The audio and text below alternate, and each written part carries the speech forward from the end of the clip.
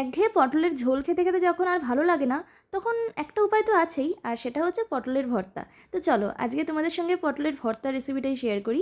এর জন্য প্রথমে পটলের খোসাগুলোকে খুব ভালো করে এখানে ছাড়িয়ে নিয়েছি, একটুও কিন্তু গায়ে খোসা লেগে থাকলে হবে না। তারপর পটলগুলোকে এইভাবে মাঝখান থেকে চিড়ে ছোটো ছোটো কুচি কুচি করে নিয়েছি। তাহলে কিছুই না, মিক্সিং বলে দিয়ে পেস্ট করতে সুবিধা হবে। তারপর মিক্সিং বলে আমি পটলগুলোকে দিয়ে দিয়েছি, আর এর সঙ্গে দিয়েছি 4-5টা মতো রসুন আর 2টো কাঁচা লঙ্কা। ঝাল এখানে নিজেদের স্বাদ মতো তোমরা দিয়ে নেবে। তারপর কড়াইয়ে তেলের সঙ্গে দিয়েছি আমি কালো জিরে, 2টো শুকনো লঙ্কা আর 3-4টে রসুন। এরপর এটাকে একটুখানি ভালো করে নেড়েচেড়ে নিয়েছি। যখন রসুনগুলো একটু লালচে লালচে হয়ে আসবে তখন পটলের পেস্টটা আমি এর সঙ্গে অ্যাড করে দিয়েছি। এরপর সেটাকে একটু হালকা নেড়ে নিয়ে তার সঙ্গে আমি দিয়েছি স্বাদ মতো নুন আর দিয়েছি সামান্য একটু চিনি টেস্টের জন্য। লো ফ্লেমে পুরো রান্নাটা আমি করেছি।